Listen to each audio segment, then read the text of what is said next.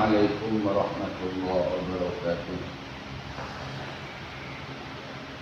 Saya Sofiuddin, penyuluh agama non-PNS Kecamatan Asemrowo, bidang produk halal dan haram. Bismillahirrahmanirrahim. Alhamdulillah. Wassalatu wassalamu ala Rasulillah wa ala alihi wa sahbihi wa mawala. La haula wa la quwata illa billah, amma ba'du. Para hadirin rahimakumullah. Dalam kesempatan yang lalu kita telah membahas rukun Islam yang pertama, yaitu adalah membaca 2 kalimat syahadat. Rukun Islam yang kedua yaitu adalah iqamus sholat, mendirikan sholat. Bahasa Indonesianya banyak sekali mengerjakan sholat, mendirikan sholat, menunaikan sholat, dan lain sebagainya. Tapi yang jelas, sholat adalah merupakan rukun Islam, merupakan tiang agama. Beliau Rasulullah Sallallahu Alaihi Wasallam menyampaikan dalam salah satu hadisnya yang berbunyi, as-salatu imaduddin, faman aqamaha faqad aqamad-din, wa man tarakaha faqad hadamad-din. Muttafaqun alaih. Yang artinya as-salatu imaduddin, salat adalah tiang agama. Faman aqamaha faqad aqamad-din, barang siapa yang mendirikannya, artinya mendirikan sholat, faqad aqamad-din, maka orang itu telah mendirikan agama. Kalau saya punya pemahaman, dalam Al-Quran, dalam kitab-kitab salaf pun bahasanya pakai kalimat iqamah atau qoma. Seperti hadis yang tadi saya katakan pun, as-salatu imaduddin, faman aqamaha, di situ faqad aqamaha, qoma yaqumu. Dalam Al-Quran sudah jelas banyak diterangkan wa yuqimunas shalah, mendirikan sholat.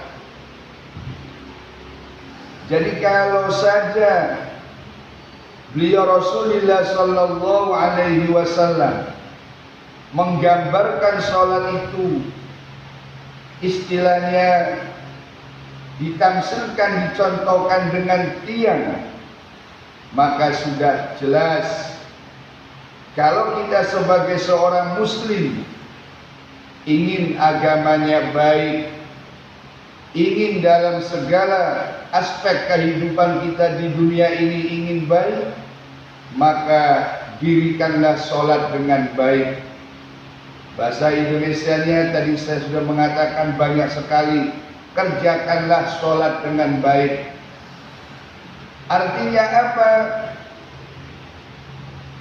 Mengartikan kerjakan sholat dengan baik, artinya dikerjakan sesuai dengan syarat rukun yang ada. Syarat rukunnya sholat kita penuhi, termasuk memakai baju yang suci, memakai satrul aurat, menutup aurat yang suci, yang halal. Pakaian yang kita pakai untuk menutup aurat itu jelas halal dan haramnya.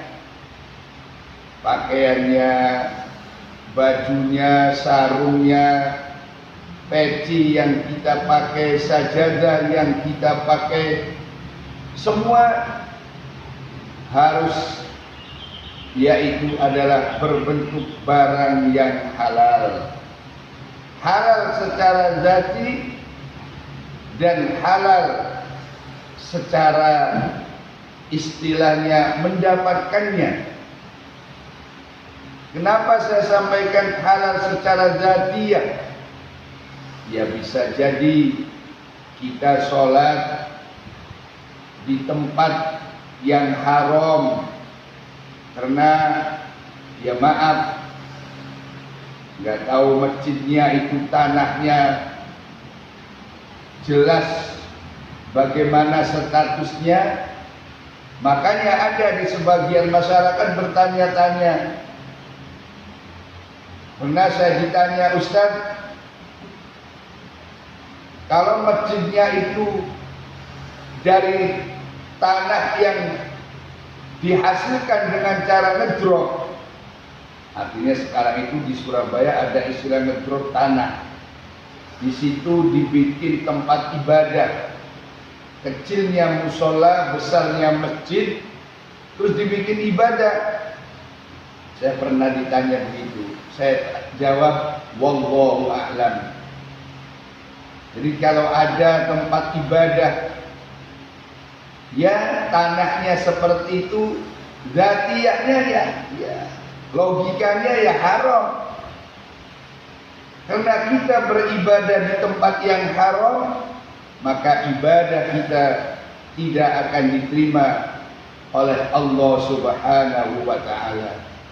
Termasuk pakaian kita, alat yang kita bawa untuk mengerjakan, untuk menunaikan sholat, kalau itu cara mengambilnya dengan cara yang haram, dengan cara yang tidak dibenarkan oleh syariat Nabi kita Muhammad sallallahu alaihi wasallam, maka sholat kita tidak akan diterima oleh Allah Subhanahu wa ta'ala. Wal'iyad billah. Lu apa ada orang sholat pakai baju yang dihasilkan dengan haram? Kalaupun ada orang sholat memakai celana ataupun memakai sarung dihasilkan dari barang yang haram, apa ada? Saya punya kesimpulan, saya punya pemahaman. Di dunia ini cuma dua, mungkin dan tidak mungkin. Artinya apa? Ya mungkin saja ada orang mengerjakan sholat, bajunya dihasilkan dari barang yang haram. Gimana? Ya uangnya dari hasil curian, dibelikan baju. Uangnya dari hasil curian, dibelikan sarung. Atau langsung dia mencuri sarung yang dijemur, mencuri pakaian yang dijemur, mencuri barang-barang yang istilahnya ada di luar rumah orang lain. Nah ini para hadirin rahimakumullah. Jadi sholat ini harus kita jaga sekuat mungkin. Karena apa?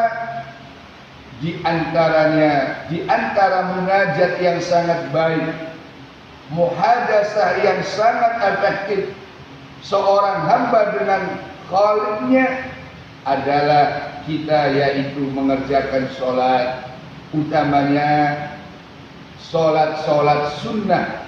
Kalau sholat fardu, sholat wajib sudah jelas harus kita perhatikan, harus kita jaga, harus kita punya prinsip. Istilah masyarakat mengatakan sholat merupakan kebutuhan, tidak hanya sekedar kewajiban, tidak hanya sekedar merupakan perintah agama, tidak hanya sekedar perintah Allah dan Rasulnya, tapi sholat merupakan kebutuhan bagi seorang hamba, bagi seorang muslim, bagi orang-orang yang beriman kepada Allah dan Nabi kita Muhammad sallallahu alaihi wasallam. Hadirin rahimakumullah, karena saking pentingnya sholat, utamanya yaitu sholat sunnah. Beliau Rasulullah sallallahu alaihi wasallam menyampaikan dalam salah satu hadisnya yang berbunyi an Rabi'ah bin Malik al-Aslami radhiyallahu anhu, qala li an-nabiy sallallahu alaihi wasallam sal fa qultu as'aluka murafaqataka fil jannah fa qala aw ghayra dzalik qultu huwa dzalik qala fa'inni ala nafsika bi kasratis sujud rawahu Muslim. Yang artinya sahabat Rabi'ah bin Malik al-Aslam itu pernah berkata, minta kepada Rasulullah sallallahu alaihi wasallam, yaitu ditawari oleh Kanjeng Nabi, sal, mintalah kepadaku, bertanyalah kepadaku. Apa jawabnya sahabat Rabi'ah? Fakultu as'aluka murafaqataka fil jannah. Sahabat Rabi'ah menjawab, ya Rasul, saya ingin bisa kumpul bersamamu dalam surga Allah. Saya ingin bareng-bareng masuk bersamamu dalam jannah. Faqala aw ghairu dzalik. Maka Rasulullah sallallahu alaihi wasallam bertanya kembali, aw ghairu dzalik, apa enggak ada selain itu? Apakah cuma minta ingin bareng aku berada dalam surganya? Apa enggak ada permohonan yang lain? Qultu huwa dzalik, yaitu permohonan saya ya Rasul, itu keinginan saya ya Rasulullah, itu yang menjadi angan-angan dalam hati dan pikiranku.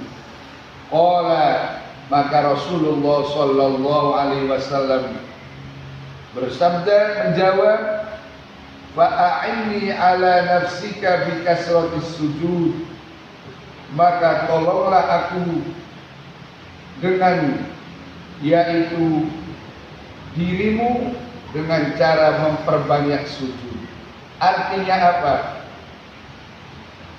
Hadis ini menerangkan, ketika kita punya hajat, ketika kita punya keinginan, ketika kita punya cita-cita, di antaranya melihat hadis ini yang diriwayatkan oleh Imam Muslim, untuk memperbanyak sholat sunnah.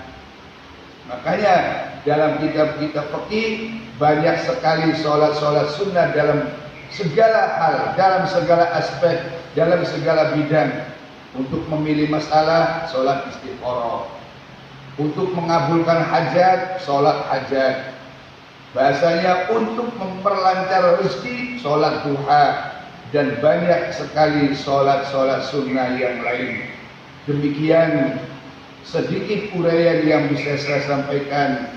Mudah-mudahan menjadi keterangan, menjadi uraian yang bermanfaat, khususnya bagi pribadi saya, dan selalu mendapat ridho dan hidayah dari Allah Subhanahu wa taala. Amin ya rabbal alamin. Wallahul muwaffiq. Wassalamualaikum warahmatullahi wabarakatuh.